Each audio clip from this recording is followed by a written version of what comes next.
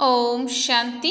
आज के तारीख हलो 11 जुलाई 2024। प्रातः मुरली ओम शांति बाप दादा मधुबन।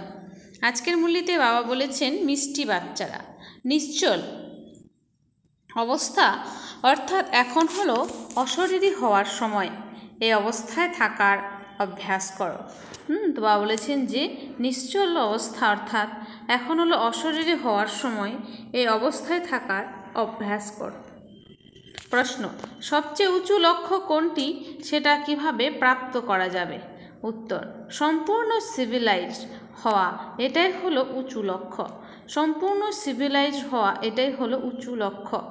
কর্ম ইন্দ্রিয়তে একটুও যেন চাঞ্চল্যতা না আসে, তবেই সম্পূর্ণ সিভিলাইজ হবে। যখন এরকম অবস্থা হবে তখন বিশ্বের বাদশাহী প্রাপ্ত হতে পারে। কথায় বলে চললেই চাকবে বৈকুণ্ঠ রস, অর্থাৎ রাজা রাজা হবে নয়তো প্রজা। এখন নিরীক্ষণ করো আমার বৃত্তি কেমন, কোনো ভুল হয় না তো? ওম শান্তি। আত্ম অভিমানী হয়ে বসতে হবে। বাবা বাচ্চাদের বোঝাচ্ছেন যে নিজেকে আত্মা মনে করো। এখন বাবা অলরাউন্ডার দাদিকে সর্বকার্যে পারদর্শী গুলজার দাদির লৌকিক মা জিজ্ঞাসা করেছেন, সত্যযুগে আত্মাভিমানী হয় না দেহ অভিমানী? সেখানে তো অটোমেটিক্যালি আত্মাভিমানী থাকে, ক্ষণে ক্ষণে স্মরণ করার দরকার হয় না। হ্যাঁ, সেখানে এটা মনে করে যে এখন এর শরীর বৃদ্ধ হয়েছে, এখন এটাকে ছেড়ে দ্বিতীয় নতুন শরীর নিতে হবে। যেরকম সর্পের উদাহরণ রয়েছে, সেরকম আত্মাও পুরনো শরীর ছেড়ে নতুন গ্রহণ করে। ভগবান উদাহরণ দিয়ে বোঝাচ্ছেন, সব মানুষকে তোমাদের জ্ঞানের ভোঁ ভোঁ করে তাদেরকেও নিজেদের মতো জ্ঞানবান বানাতে হবে, যার দ্বারা পরিস্থানী নির্বিকারে দেবতায় পরিণত হবে। উচ্চ থেকে উচ্চ পড়াশোনা হলো মানুষ থেকে দেবতা হওয়া। গাওয়া হয় মানুষ থেকে দেবতা বানাতে বেশি সময় লাগে না। কে বানিয়েছে দেবতারা?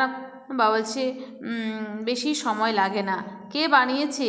দেবতারা করেনি, ভগবান ওই মানুষকে দেবতা রূপে গড়ে তোলেন। মানুষ এ কথা জানে না। সব জায়গায় তোমাদের জিজ্ঞাসা করে আপনাদের এইম অবজেক্ট লক্ষ্য কী, তবে কেমন এইম অবজেক্ট কি সেটা লিখে ছোট্ট প্রচার পত্র পর্চা ছাপাও না। যে জিজ্ঞাসা করুক না কেন তাকে পর্চা দিয়ে দাও, যাতে বুঝতে পেরে যায় বাবা খুব ভালোভাবে বুঝিয়েছেন। এই সময় এটা হলো কলিযুগী পতিত দুনিয়া, যেখানে বিশাল অপরমপার দুঃখ আছে। এখন আমরা মানুষকে সত্যযুগী পবিত্র মহান সুখধামে নিয়ে যাওয়ার সার্ভিস করছি বা রাস্তা বলে দিচ্ছি। এরকম নয় যে আমরা অদ্বৈত নলেজ বা জ্ঞান দিই। তারা শাস্ত্রের নলেজকে অদ্বৈতবাদ বা অদ্বৈত নলেজ বলে মনে করে। বাস্তবে সেটা কোনো অদ্বৈত নলেজই না। অদ্বৈত নলেজ লেখাটাও হলো রং বা ভুল। মানুষকে ক্লিয়ার করে বলতে হবে। তো আমাদের মানুষকে ক্লিয়ার করে বলতে হবে, এরকম লেখা ছাপানো হয়েছে যাতে তাড়াতাড়ি বুঝতে পারবে যে এদের উদ্দেশ্য কী। কলিযুগী পতিত ভ্রষ্টাচারী মানুষদের আমরা অপার দুঃখ থেকে বের করে সত্যযুগী পবিত্র শ্রেষ্টাচারী অপার সুখের দুনিয়াতে নিয়ে যায়। বাবা বাচ্চাদের নিবন্ধ লিখতে দেন, ওই রকম ক্লিয়ার করে লিখতে হবে। সব জায়গায় তোমাদের এরকম লেখা রেখে দাও, তাড়াতাড়ি সেটা বের করে দিতে হবে। তখন বুঝবে আমরা তো দুঃখ ধামে আছি, নোংরাই পড়ে আছি। কোনো মানুষ কি আর বুঝতে পারে যে আমরা হলাম কলিযুগী পতিত দুঃখ ধামের মানুষ? এটা আমাদের অপার সুখে নিয়ে যায়। তাই এরকম সুন্দর প্রচারপত্র পর্চা তৈরি করতে হবে। যেরকম বাবাও ছাপিয়েছিলেন, তুমি কি সত্যযুগী আত্মা না কলিযুগী? কিন্তু মানুষ কি আর বুঝতে পারে? রত্নকেও পাথর মনে করে ছুঁড়ে ফেলে। এ হলো জ্ঞান রত্ন। তারা মনে করে শাস্ত্রের মধ্যে রত্ন আছে। তোমরা ক্লিয়ার করে বুঝিয়ে এরকম বলো, যেখানে তো অপার দুঃখ আছে, দুঃখেরও লিস্ট আছে, কম করে 101 তো অবশ্যই আছে। এই দুঃখধামে অপার দুঃখ আছে, এই সব লেখো, সমস্ত লিস্ট বের করো। অপরদিকে আবার অপার সুখ, সেখানে দুঃখের নাম থাকে না। আমরা সেই রাজ্য বা সুখধাম স্থাপন করছি যাতে মানুষের মুখ তাড়াতাড়ি বন্ধ হয়ে যায় এটা কেউ কি আর বোঝে যে এই সময় হলো দুঃখধাম। একে তো তারা স্বর্গ মনে করে বসে আছে। বড় বড় প্রাসাদ ও বাড়ি, নতুন নতুন মন্দির ইত্যাদি তৈরি করতে থাকে। এটা কি আর জানে যে সব বিনাশ হয়ে যাবে? টাকা পয়সা তো অনেক পাওয়া যায় উচকোচ হিসেবে। বাবা বুঝিয়েছেন এই সবই হলো মায়ার আস্পর্ধা আর সায়েন্সের দম্ভ। মোটর, এরোপ্লেন ইত্যাদি এসব হলো মায়ার শো। এরও কায়দা আছে। যখন বাবা স্বর্গের স্থাপনা করেন তো মায়াও তার জাঁকজমক দেখায়। একে বলা হয় মায়ার পম্প, মানে হচ্ছে জৌলুস। এখন তোমরা বাচ্চারা সমগ্র বিশ্বে শান্তি স্থাপন করছো। যদি কোথাও মায়ার প্রবেশ ঘটে তো বাচ্চাদের অন্তর মনে দংশন হতে থাকে। যখন কেউ কারোর নাম রূপে আবদ্ধ হয়ে পড়ে তো বাবা বোঝান এটা হলো ক্রিমিনাল আই। কলিযুগে হলো ক্রিমিনালাইজেশন, সত্যযুগে হলো সিভিলাইজেশন, সিভিল প্লাস আই। এই দেবতাদের সামনে সকলে মাথা নত করে। তুমি নির্বিকারী, আমি বিকারী। সেই জন্য বাবা বলেন প্রত্যেককে নিজের অবস্থাকে দেখো। বড় বড় ভালো ভালো মহারথী নিজেকে দেখে আমার বুদ্ধি কারোর নাম রূপের দিকে যাচ্ছে না তো? অমুকে খুব ভালো, এই করে যে নিজের ভেতরে কি কিছু মনে হয়? বাবা তো এটা জানেন এই সময় সম্পূর্ণ সিভিলাইজ কেউ নেই। একটুও যাতে চাঞ্চল্যতা না আসে, পরিশ্রম অনেক, বিরলই কেউ এরকম হয়। চোখ কিছু না কিছু ধোঁকা অবশ্যই দেয়। ড্রামা কাউকেই তাড়াতাড়ি সিভিলাইজ করে না। প্রচণ্ড পুরুষার্থ করে নিজেকে নিরীক্ষণ করতে হবে, আমার চোখ কোথাও ধোঁকা দিচ্ছে না তো। বিশ্বের মালিক হওয়া হলো অনেক উঁচু লক্ষ্য। চড়লেই চাকবে বৈকুণ্ঠ রস, অর্থাৎ রাজা রাজা হবে। নিচে নামলে পথ প্রজাতে চলে যাবে। বর্তমানের এই দুনিয়াকে তো বলা হবে বিকারী দুনিয়া। যদিও অনেক বড় লোক রয়েছে, এই যে রানী রয়েছে তার মধ্যেও ভয় রয়েছে যে কেউ কোথাও আমাকে উড়িয়ে দেবে না তো। প্রতিটি মানুষের মধ্যে অশান্তি রয়েছে। কোনো কোনো বাচ্চাও কত অশান্তি ছড়ায়। তোমরা শান্তি স্থাপন করছো, তাই প্রথমে নিজে শান্তিতে থাকো, তবে দ্বিতীয় কারোর মধ্যে সেই বল ভরতে পারবে। সেখানে সত্যযুগে তো বড় শান্তির রাজ্য চলে, চোখ সিভিল হয়ে যায়। তাই বাবা বলেন নিজেকে নিরীক্ষণ করো, আজ আমার আত্মার বৃত্তি কেমন ছিল। এতে অনেক পরিশ্রম হয়, নিজেকে সামলে রাখতে হয়। অসীম জগতের বাবাকে কখনো সত্যি বলে না, পদে পদে ভুল হতেই থাকে। সামান্যতম সেই ক্রিমিনাল দৃষ্টিতে দেখেছ ভুল হয়েছে তো তাড়াতাড়ি নোট করো। 10-20টা ভুল তো রোজ করে থাকবে যতক্ষণ অভুল হবে। কিন্তু সত্যি কি আর কেউ বলে? দেহ অভিমানী হয়ে কিছু না কিছু পাপ অবশ্যই হবে, সেটা ভেতরে দংশন করতে থাকবে। কেউ তো বোঝেই না ভুল কাকে বলে। জানোয়ার বোঝে কি আর? তোমরা এই জ্ঞান প্রাপ্তির আগে বানর বুদ্ধির ছিলে। এখন কেউ 50%, কেউ 10%, কেউ পরিবর্তিত হয়েছে অন্যান্য পার্সেন্টেজে। এই চোখ তো খুব ধোঁকা দেওয়ার মতো। সব থেকে তীক্ষ্ণ হলো চোখ। বাবা বলেন বাচ্চারা, তোমরা অশরীরে এসেছিলে, শরীর ছিল না। এখন তোমাদের কি জানা আছে যে দ্বিতীয় কোন শরীরটা নেবে, কোন সম্বন্ধে যাবে? জানতে পারা যায় না। তো আমরা কোথায় যাব সেটা তো আমরা কেউ জানি না।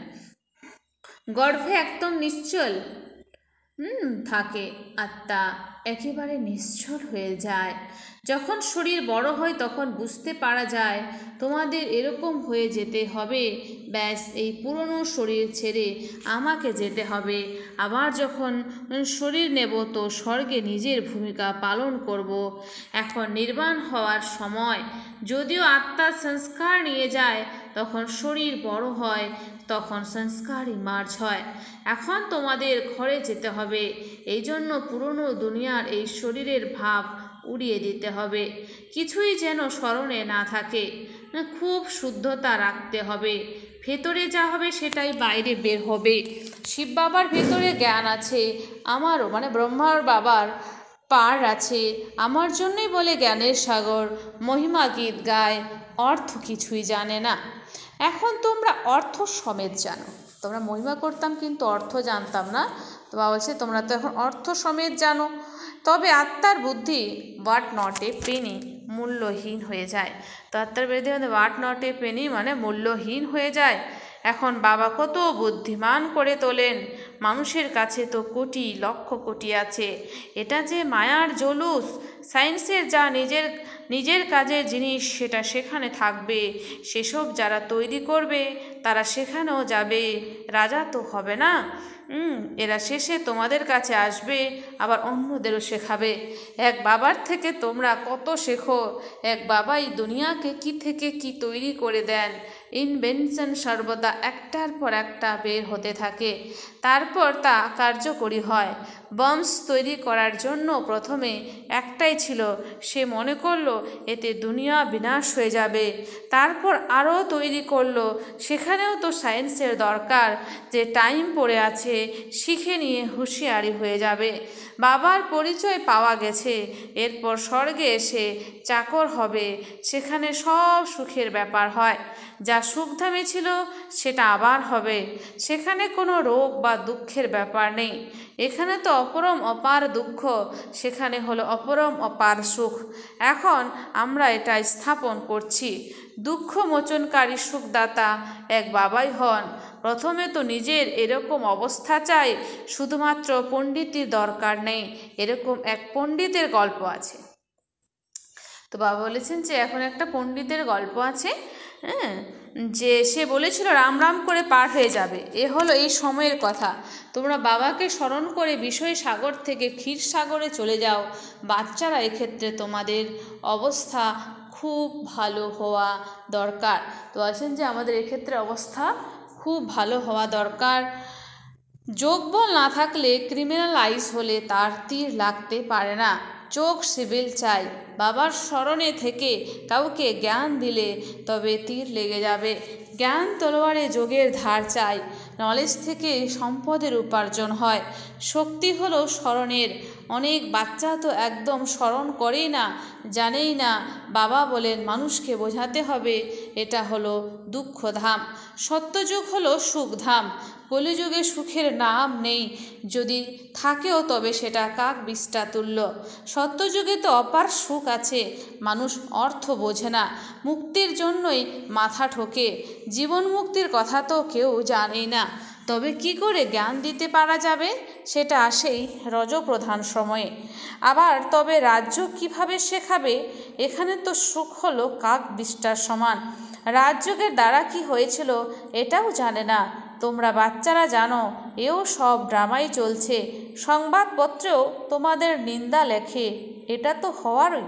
অবলাদের উপর কীরকম সমস্যা আসে, তো এগুলো তো হবেই। তো বলছে অবলাদের উপর কীরকম সমস্যা আছে, সমস্যা আসে দুনিয়াতে অনেক দুঃখ। এখন কি আর কোনো সুখ আছে? যদি অনেক বড় বিত্তশালী হয়, অন্ধ হলেও দুঃখ তো হবে। দুঃখের লিস্টে সব লেখো। কলিযুগের শেষে এই সব কথা হলো রাবণ রাজ্যের। সত্যযুগে দুঃখের একটা কথাও থাকে না। সত্যযুগ তো হয়ে গেছে না, এখন হলো সঙ্গম যুগ। বাবাও সঙ্গমে আসেন। এখন তোমরা জানো 5000 বছরে আমরা কি জন্ম নিয়ে থাকি, কিভাবে সুখ থেকে দুঃখে আসি। যার সমস্ত জ্ঞান বুদ্ধিতে আছে, ধারণা আছে, সে বুঝতে পারবে। বাচ্চারা, বাবা তোমাদের ঝুড়ি ভরে দেন। কোথাও আছে ধন দিলে ধন ব্যর্থ হয়ে যায় না, ধন দান করে না, হয়তো তার কাছে ধন নেই, আবার প্রাপ্ত করবেও না। হিসাব আছে, যে দেবেই না তো পাবে কোথার থেকে, বুদ্ধি বৃদ্ধি হবে কোথার থেকে। এসব হলো অবিনাশী জ্ঞানরত্ন। সব ব্যাপার তো নম্বর অনুযায়ী হয়। এটাও হলো তোমাদের রুহানি আত্মাদের সেনা। কোনো আত্মা গিয়ে উচ্চ পদ প্রাপ্ত করবে, কোনো আত্মা প্রজাপদ প্রাপ্ত করবে, যেরকম পূর্বকল্পে প্রাপ্ত করেছিল। আচ্ছা, মিষ্টি মিষ্টি হারানিধি বাচ্চাদেরকে নম্বর অনুযায়ী পুরুষার্থ অনুসারে বাপদাদা এবং মাতা পিতার হৃদয়ের মণিদের গভীর আন্তরিকতার সাথে স্মরণের স্নেহ সুমন আর সুপ্রভাত। আত্মাদের পিতা তার আত্মারূপী বাচ্চাদেরকে জানাচ্ছেন নমস্কার। আমরা সমস্ত আত্মারূপী বাচ্চারা জানাই মাতা পিতা বাপদাদাকে স্নেহ সুমন আর নমস্কার। ধারণার জন্যে মুখ্য সার। 1 নাম্বার, নিজেকে ঠিক রাখতে গেলে পদে পদে নিরীক্ষণ করতে হবে। যে আমি আত্মা বৃত্তি কেমন ছিল। নিজেকে ঠিক রাখতে হলে পদে পদে আমাদের নিরীক্ষণ করতে হবে, চেক করতে হবে যে আমি আত্মার বৃত্তি কেমন ছিল। চোখ সিভিল ছিল, দেহ অভিমানবশত কোনো পাপ হয়েছে কি, বুদ্ধিতে অবিনাশী জ্ঞান ধন ধারণ করে পুনরায় তা দান করতে হবে। জ্ঞান তলোয়ারকে স্মরণের ধার দিয়ে ধারালো করতে হবে। তো বলছে জ্ঞান তলোয়ারকে স্মরণের ধার দিয়ে ধারালো করতে হবে। বরদান, সত্যতার অথরিটিকে ধারণ করে সকলকে আকৃষ্ট করা, নির্ভয় আর বিজয়ী ভব। সত্যতার অথরিটিকে ধারণ করে সকলকে আকৃষ্ট করা, নির্ভয় আর বিজয়ী ভব। স্পষ্টীকরণ, তোমরা বাচ্চারা হলে সত্যতার শক্তিশালী শ্রেষ্ঠ আত্মা। তোমরা বাচ্চারা হলে সত্যতার শক্তিশালী শ্রেষ্ঠ আত্মা। সত্য জ্ঞান, সত্য বাবা, সত্য প্রাপ্তি, সত্য স্মরণ, সত্য গুণ, সত্য শক্তিগুলি সবই প্রাপ্ত হয়েছে।